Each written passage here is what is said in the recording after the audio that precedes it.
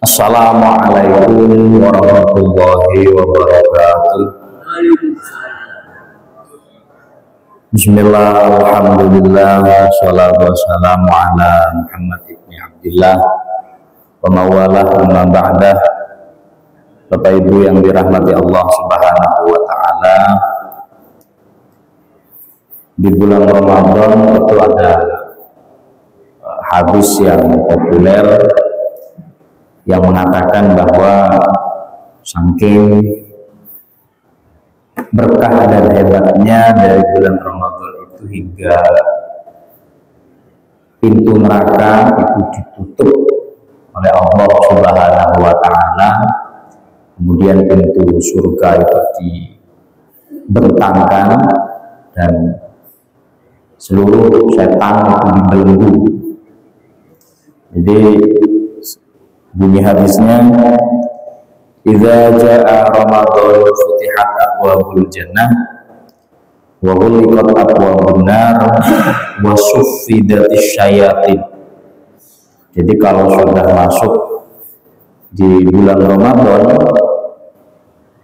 pintu surga itu dibuka oleh Allah Subhanahu wa ta'ala, dan seluruh pintu-pintu neraka itu dikunci dengan rapat dan setan-setan itu dibelenggu, diikat, dirantai. Tetapi faktanya ini Ramadan sudah hampir selesai, tapi barangkali dari kita saat berada di tempat umum dan lain sebagainya atau mendengar sebuah pemberitaan itu, walaupun setan sudah dibelenggu sedemikian rupa, pintu neraka sudah ditutup serapat-rapat mungkin, tapi yang namanya maksiat itu acap kali kita jumpai terjadi di sekitar kita, baik dilakukan oleh orang yang memang berkewajiban melaksanakan puasa ataupun tidak. Lalu bagaimana merasionalisasikan hadis ini? Apakah semua jenis setan, apakah setan itu ada tingkatannya dan lain sebagainya, sehingga atau mungkin tingkat imun, bukan iman, tingkat imun dari seseorang itu bisa kebal dalam arti imannya tidak begitu tebal sehingga dia bahkan menjadi sosok yang mudah digoda oleh setan, yang walaupun dalam hadis ini itu sudah dibelenggu. Nah, dalam hal ini Imam Suyuti itu memberikan penjelasan tentang makna atau arti dari hadis bahwa setan itu dibelenggu. Itu yang pertama, dibelenggunya setan pada bulan Ramadan itu hanya bagi orang-orang yang berpuasa, ya. Jadi anti setan, anti godaan setan itu hanya bagi orang yang puasa, yang menjalankan semua syarat rukun puasa serta adab dalam berpuasa. Nah, sedangkan orang yang tidak mengindahkan hal itu semua, maka setan tidak dibelenggu kepadanya. Nah, terus misalkan kita bukan hanya melaksanakan syarat rukun puasa, tapi aktivitas dan rutinitas yang menjadi adab dari puasa dari bulan Ramadan yang selama ini kita lakukan, itu bisa menjadi imun, proteksi, perlindungan untuk kita dari godaan-godaan setan, dan bahkan setan yang menggoda semacam itu kepada kita yang melaksanakan Ramadan dengan memenuhi syarat rukun dan adabnya, itu dibelenggu untuk kita. Artinya menurut Imam Suyuti, setan itu tidak dibelenggu sepenuhnya. Jadi tidak semua setan itu ditarik oleh Allah lalu diikat, dirantai, sehingga nggak ada setan yang berkeliaran di sekitar kita yang menggoda kita. Tidak demikian. Artinya Allah Ta'ala menahan setan-setan tersebut, ditali, diikat. Itu bagi mereka yang menjalankan puasa, memenuhi syarat rukunnya dan adabnya atau tata keramanya. Itu setan, Allah Ta'ala memberikan perlindungan kita dari setan-setan tersebut. Artinya mereka tidak punya kekuatan untuk menggoda kita. Bagi mereka yang tidak melaksanakan Ramadan, entah kewajiban berpuasa ataupun kewajiban-kewajiban yang lain di bulan Ramadan, semisal sholat dan lain sebagainya, bahkan tidak mengindahkan bulan Ramadan, ya maka setan punya kekuasaan, setan punya kekuatan, diberi kekuatan oleh Allah Subhanahu wa Ta'ala untuk menggodanya. Semakin dia tergoda, semakin terjadi. Dan dari sini bisa kita lihat fakta lapangan yang ada bahwa Ramadan sudah hampir selesai, tapi kemaksiatan kayak gitu masih ada aja. Orang yang lalu-lalang dengan melanggar perintah Allah juga ada. Masih saja kita temui orang di sekitar kita, di sekeliling kita, yang bukan hanya terbuai, terjerat dalam godaan setan, bahkan kadang juga mereka jadi setannya yang menggoda kita untuk melakukan hal-hal yang tidak baik. Nah, yang kedua terkait maksiat ini, Imam Suyuti mengatakan itu bukan sepenuhnya kesalahan setan. Jadi maksiat yang terjadi kepada diri kita atau siapapun yang kita temui, kita ketahui yang bersangkutan itu melakukan maksiat, itu tidak 100% setan yang menggodanya. Tidak 100% setan yang menjadikan orang tersebut melakukan maksiat, enggak. Karena faktor lain yang dimiliki oleh orang sehingga yang bersangkutan itu mau terjerumus atau menjerumuskan dirinya dalam kemaksiatan, yaitu hawa nafsu, keinginan. Hawa nafsu itu memang inna nafsala ammaratun bisu. Hawa nafsu itu lebih banyak mengajak atau mendorong manusia untuk melakukan itu kejelekan, hal-hal yang negatif. Ibarat kata kita sudah punya bensinnya, atau kita sudah punya bahan bakarnya, tinggal yang nyetaper nanti setan gitu. Jadi di dalam diri kita untuk melakukan kemaksiatan itu sudah punya bahan bakarnya ya. Bahan bakarnya murni, bukan oplosan. Itu hawa nafsu. Nanti setan yang nyetaper, yang bikin bahan bakar tersebut terbakar sesuai dengan prosesnya. Jadi kita ingin ini, masih bimbang, masih ragu, nah itu baru SOP-nya setan yang godain kita.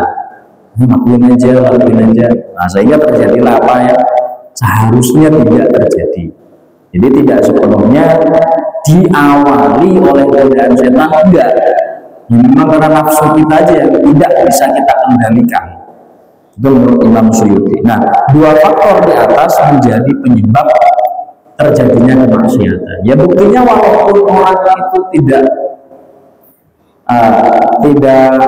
bisa, buktinya kalau ada orang yang bisa mengendalikan hawa nafsunya, keinginannya untuk berbuat maksiat, bisa ngempet, sabar, mau digoda dari sisi apapun dengan bentuk apapun, ya setan nggak akan mempan. Lawang ada itu teman saya itu cuma lihat story WA di jam-jam rawan makan, story saja, mana ada orang posting jam 12 atau jam 11 posting esteller, posting rawon, itu cuma dibuat postingan saja, dia tergiur kok, akhirnya mokel, padahal nggak melihat langsung orang makan makanan tersebut, cuma lihat gambar-gambar makanan, hasrat untuk mokel ada. Lalu apa yang terjadi? Ya karena nafsunya kuat, imannya lemah. Nah, yang memicu dia untuk mokel, ya setan itu mau. Nah, sebenarnya setan itu tidak menggoda dia untuk mokel, enggak. Ya nafsunya saja yang ngajak. Setan itu cuma pendorong aja. Ya, jadi dari situ kesimpulan bahwa kemaksiatan yang terjadi di sekitar kita itu tidak 100% bisa menyalahkan setan. Kasihan setan selalu disalahkan. Padahal ya kita sebenarnya yang memiliki kendali atas nafsu yang diberikan oleh Allah Subhanahu wa taala kepada kita. Kata Imam Suyuti, innama yughallu 'anis-shaim sauman hufidhu 'ala syurut wa riyat adab amma ma lam yuhafid 'alaihi fala yughallu 'an fa'ilihi syaitan. Artinya ya tadi, bagi mereka yang melaksanakan puasa dengan memenuhi semua syarat hukumnya, melaksanakan adab-adab di dalam berpuasa, aktivitas-aktivitas yang lain, maka kekuatan setan untuk menggoda orang yang melaksanakan tersebut itu direduksi oleh Allah. Jadi kekuatannya bahkan dia dibelenggu untuk tidak memiliki daya dan upaya menggoda kita. Contohnya dengan misalkan sepunya poso niku wau mungkin nyambut damel, entah itu di pasar, entah itu dimanapun, ini rencana sing teko karo rokokan, sing teko karo es, riwari-riwari nawani panganan, bahkan wonten sing nyuwun sewu Mas kula mboten poso, kula nyeteng-nyeteng. Sebagai orang yang sudah melaksanakan memenuhi syarat hukum puasa, ya mboten tergoda, bahkan mboten kepingin mangan bareng karo sing mboten poso. Ya bisa jadi karena memang setan itu dibelenggu oleh Allah Subhanahu wa taala, diikat di matang panjenengan sing memenuhi syarat hukum dari puasa, juga melaksanakan adab tata krama etika bagi orang yang berpuasa, sehingga umpama walaupun setan tidak dibelenggu, dia nggak punya power, dia nggak punya kekuatan untuk menggoda, membujuk, merayu. Tapi umpama jenengan atau kita itu tidak begitu memenuhi syarat hukum, bahkan kurang menjaga etika dalam Ramadan, itu berarti ada sebagian keinginan hawa nafsu dari dalam diri kita yang tidak bisa kita tekan. Nah, nanti setan itu punya kekuatan, punya pemantik untuk menggoda kita. Wis melo engko sampono, ada bisikan-bisikan semacam itu. Jam-jam rola pawenan es teler campur, cendol, ya kemana awak kerjane koyo ngono panas. Wis ta boleh warung sing sopi ben gak sing rokok. Ada aja. Semakin kita lemah dalam arti semakin tidak kita memiliki adab dalam berpuasa, maka kekuatan setan juga semakin besar. Belenggu Allah kepadanya juga kendor, tidak begitu mengikat. Dan keputusan finalnya apakah yo motel, enggak, itu ada pada diri kita sendiri. Kalau masih diberi hidayah, kekuatan oleh Allah sekeras apapun, berupaya untuk menolak bisikan-bisikan semacam itu. Kemudian lau salima annaha musbifatun an kulli sha'im fala yalzamu alla yakshara li anna liwudu'i syar asbabul akhar wal syayatin wa hiya an-nufus al-khabisat wal adat ar-raqiqah wa syayatin insaniyah. Jadi menurut Imam Suyuti, andaikan semua setan sesuai dengan hadis Nabi Muhammad itu dibelenggu sepenuhnya dari semua orang yang berpuasa, maka juga belum tentu. Tidak ada kemaksiatan tuh belum tentu juga, nggak ada jaminan. Semua setan A, B, C sampai setan Z itu semua oleh Allah diikat sejak awal Ramadan. Apakah bumi atau manusia itu bisa menyelamatkan dirinya dari kemaksiatan dan tidak terjadi kemaksiatan? Kata Imam Suyuti juga belum tentu juga, karena menurut Imam Suyuti tadi untuk terjadi yang namanya kemaksiatan, kedurhakaan kepada perintah Allah Subhanahu wa Ta'ala, banyak faktor lain selain godaan setan itu banyak. Yang paling utama yang dimiliki manusia, faktor yang bisa menjerumuskan seseorang itu dalam godaan setan, itu hawa nafsunya, keinginannya yang kuat, keinginan yang bertentangan dengan syariat, keinginan yang bertentangan dengan perintah Allah. Biasanya perkawis niku nek dilarang menungso niku kepo, ingin merokok. Ojo ngono, dari nyapo, enek ini, akhirnya ngincang sithik. Ya, ngoten. Ojo ngene, nyapo, kok nek ngene, akhirnya nyoba sithik. Menungso ngoten, dilarang itu pengin.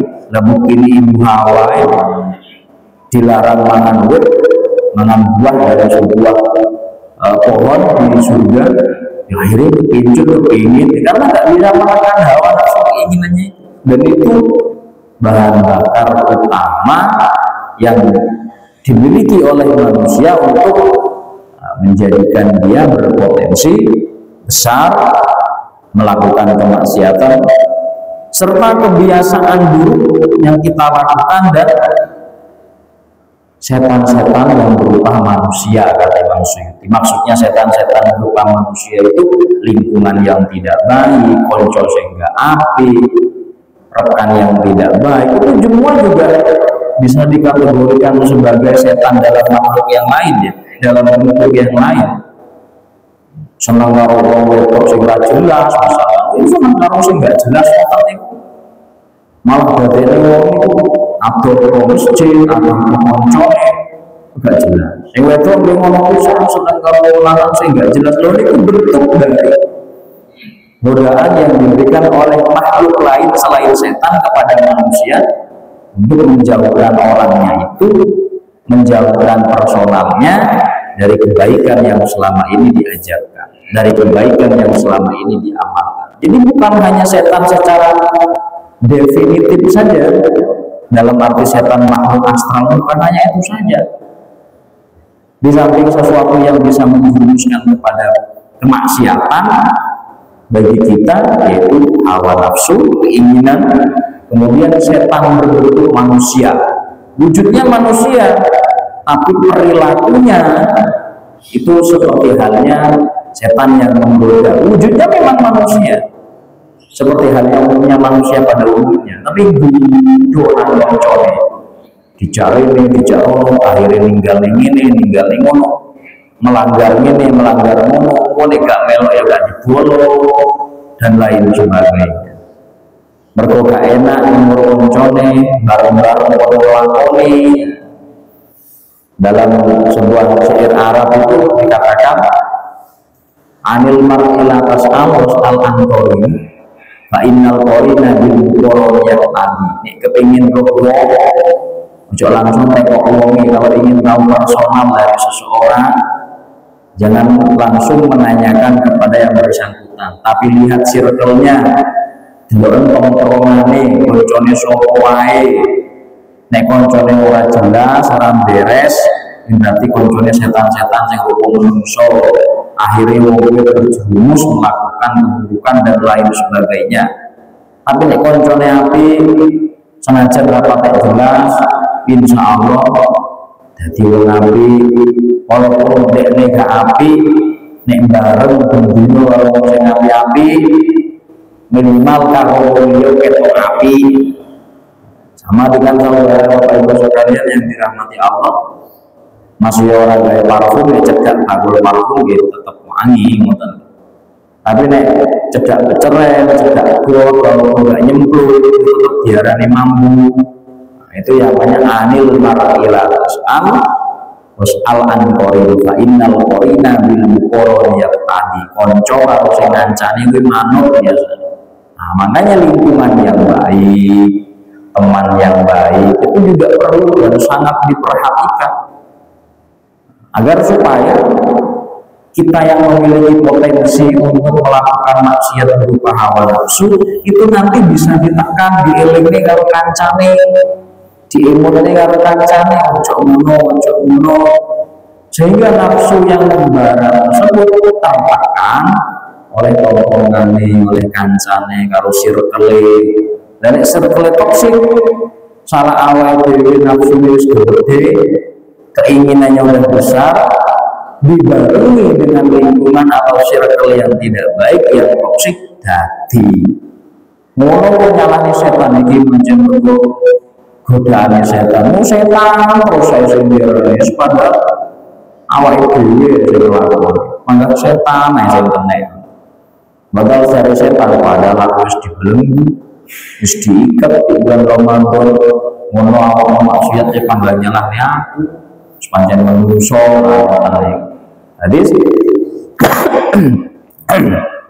Bangsul Malik bahwa menurut Imam Suyuti niku wau tiang saged turun melampaui maksiat niku bukan hanya karena wonten setan sing godhong, mboten, memang secara tabiiyah, secara lahir pun setelan pabrik menungso niku gadah bahan bakar untuk melakukan maksiat. Ya setan itu cuma pemantik kecil saja, pemicu kecil saja. Bahan bakarnya kita sendiri, yaitu berupa nafsu, nafsu yang mengajak kepada kejelekan yang dimiliki oleh manusia. Sehingga selalu meminta pertolongan kepada Allah adalah satu dari sekian banyak cara terbaik. Yang kedua, memilih dan memilah pertemanan, lingkungan, dan keadaan lain sebagainya agar umami awai dewe rasepiro kuat empat minimal nek maksiat ketok koncone isin. Nah, minimal isin lah, nek ora wedi ora dosa minimal isin. Nek pun isin hewan minimal dene arep nglakoni dosa delik-delik. Umpame arep ora poso delik-delik ora malah dituduhne. Nah, misalkan minimal semacam itu. Jadi sekali lagi Bapak Ibu yang dirahmati Allah Subhanahu wa taala, benar apa yang disampaikan oleh Nabi Muhammad, kalau sudah masuk di bulan Ramadan semua setan itu dibelenggu. Tapi apakah itu jaminan manusia bebas dari maksiat? Tidak, karena setan itu hanya pemicu atau pemantik kecil dari maksiat yang terjadi. 80% sisanya itu potensi yang dimiliki oleh manusia untuk melakukan maksiat dalam jenis apapun. Sehingga oleh karena itu tiada lain la haula wala quwata illa billah, meminta pertolongan kepada Allah agar dijauhkan dan diselamatkan dari segala macam maksiat dan godaan setan. Juga memilih dan memilah pertemanan dan circle dalam kehidupan kita untuk mendorong kita supaya menjadi orang yang lebih baik, terlebih di bulan Ramadan ini. Hadirin rahimakumullah, semoga di Ramadan ini kita benar-benar mendapatkan pertolongan dari Allah untuk senantiasa terjaga dari segala macam maksiat yang ada di muka bumi ini. Amin, Allahumma amin. Hadirin yang saya hormati, kiranya demikian yang dapat kami sampaikan. Kurang lebihnya mohon maaf. Allahumma muwaffiq ila aqwamit thoriq. Assalamualaikum warahmatullahi wabarakatuh.